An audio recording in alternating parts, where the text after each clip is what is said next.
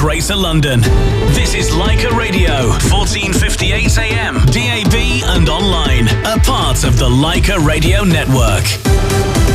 #1 Asian commercial radio network in Greater London. Kutivz, celebrating diversity. Lycra, London. Lycra Radio. Good morning and welcome to the 230th edition of Talking Points on Lycra Radio with me, Kutivz. From London, we're going to Ipswich to talk about my third guest on the programme, Zoe Ukemenam, who is a multi-talented entrepreneur, pharmacist and beauty industry pioneer with a master's degree in pharmacy and independent prescribing qualification. Her special brand has gained international recognition, especially after showcasing it at the African Fashion Week in London. Zoe has expertly balanced a career in healthcare with her passion for beauty and fashion. As a visionary entrepreneur and the creative force behind Kutivz Kouture, an Afro-luxe fashion brand that celebrates African heritage through luxurious, high-quality designs. Her journey inspires countless individuals to embrace beauty, culture, and confidence unapologetically. Zoe's dedication to excellence and innovation has earned her several industry accolades, including multiple nominations at the BEFFTA Awards. Let's go over to Ipswich and talk to our very own Emily in Paris, Zoe Ukemenam. Good morning, Zoe. Good morning. Thanks for having me. You seem to have done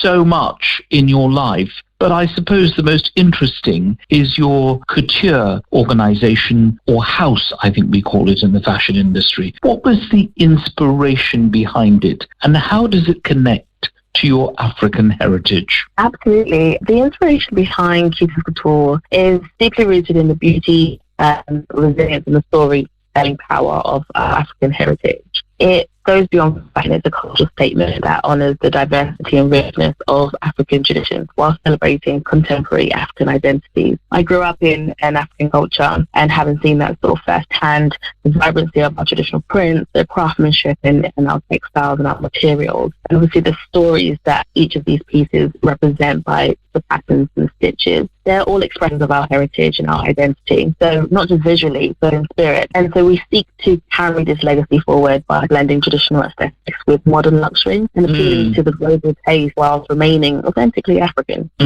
Now, let's talk about that, because, of course, most of fashion is not directed towards those who are of the African heritage. At least I'm talking about London fashion here. Has it been difficult trying to establish the fact that you do need products specifically for the darker skin tones like myself and yourself? Absolutely.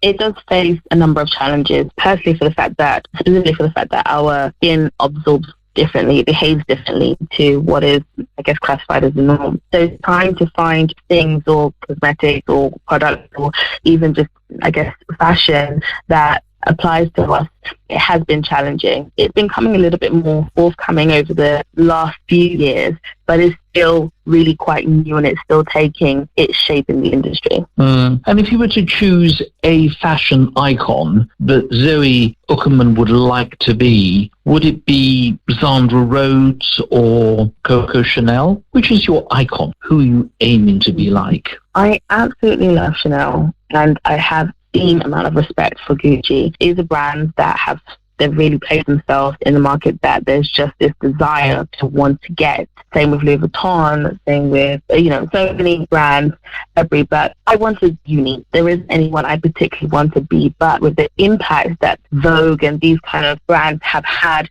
in the fashion industry, of course, we'd love to aspire to be that big and to be that influential, but we'd really like us. Now, we're going to talk a bit about your pharmacy career, which is, of course, a parallel career that goes on aside your fashion industry career in a few moments. But one final question for this part. Has it been tough establishing the principle that black people actually need their own beauty products and fashion quite separate to all the others? Has it been a difficult task to do that? It has been. It has been very challenging to find companies and, I guess, the right manufacturers or people to work with to kind of establish this has been challenging in itself, because they're very much used to the norm and don't really understand in full depth why we need this area. but I think it has been welcomed, received quite well. But again, it's such a new area that people are still, deciding how they feel about it. Because of that decisiveness or indecisiveness, it's hard to get people to back us. It's hard to be on the right platforms. It's hard to kind of see a bigger picture with people who have a smaller vision, because they're not really sure as to why it's so important for us. This is Keith Vaz on Talking Points on Lycra Radio. I'm having a very interesting conversation with Zoe Ukemenam. She's one of the very few fashion people that we have had on the program. She's multi-talented as an entrepreneur, pharmacist, and a beauty industry pioneer. We're going to take a short break, and when we come back, we're going to ask her some more questions.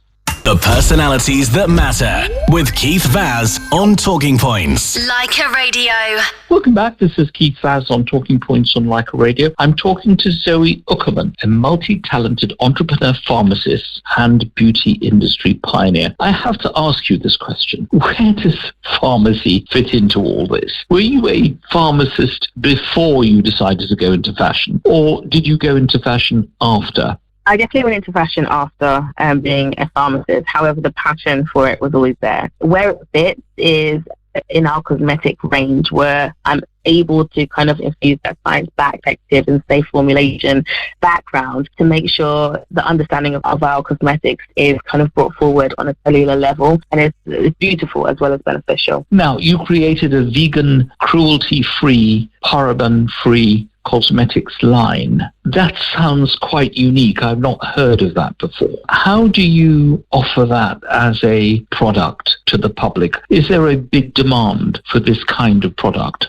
Absolutely. Not only are the Afro-Caribbean or the darker skin community or the minor ethnic community looking for something that is more specific to their skin, where they don't have to spend so much more money on skincare after using their makeup, or rectifying the damages of some of the makeup that they have been using before. They're looking for cleaner products, such as vegan products and cruelty-free, and the morals for people now are coming forth in much more of a demand in the products that they use as well on their body as well as what they consume. So there is a demand for it, and we're very happy to be sitting in this position to be able to offer that to our minor ethnic groups.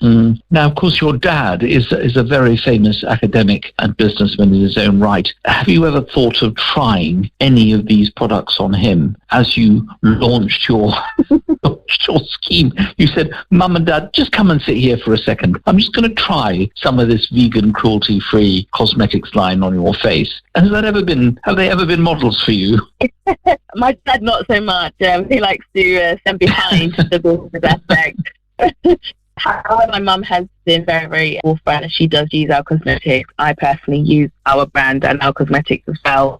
Everything I stand thoroughly behind, where I use it every day. So she does that model sometimes for us as well.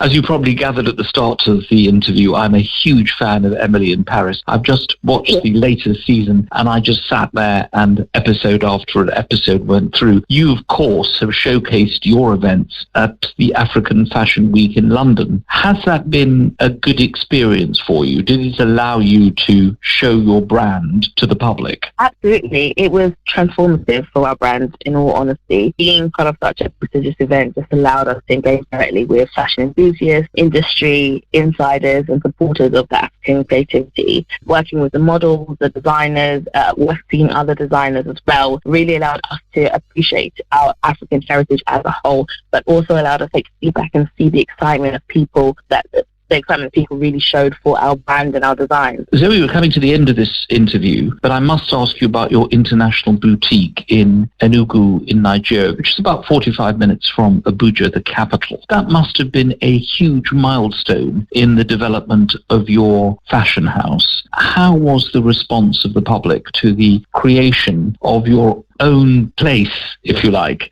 And when are you going to try and get one of your fashion houses in, say, Canary Wharf, near where we are? It's definitely on the agenda, definitely on the aspiration list to get our brand in Canary Wharf or much closer, central London. The response in Enugu, Nigeria was absolutely overwhelmingly positive. Customers they were so excited, proud to see our brand that celebrates African luxury and heritage and bringing it down to our roots or my hometown in Enugu, Nigeria, and actually really being able to bring both the products and the fashion ideology to them to emphasize luxury at an affordable price. I think it's one of the things that really pushed us to win some of those awards at the BEFTA awards, or be nominated for some of those categories at the BEFTA awards as well. So having that reach really was well received.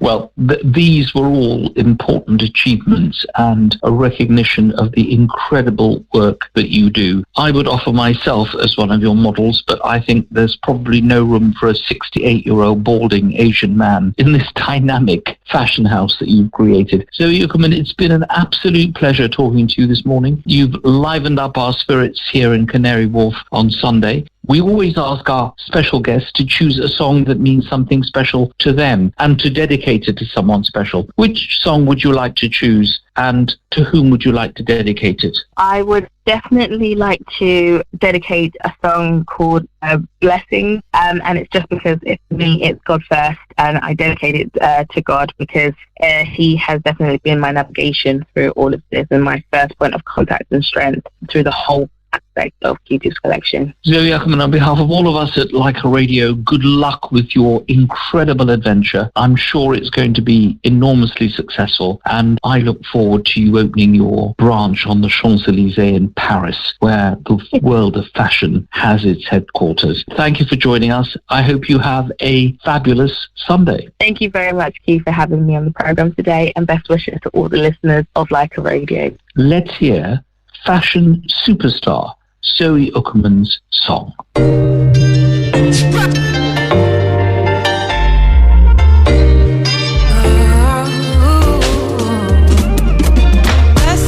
Blessings on me, blessings on me.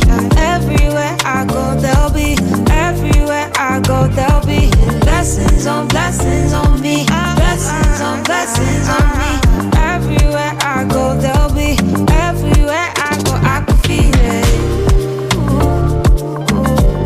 Hey, I can feel it. Oh. See His blessings all around me in every season, and I'm more than grateful.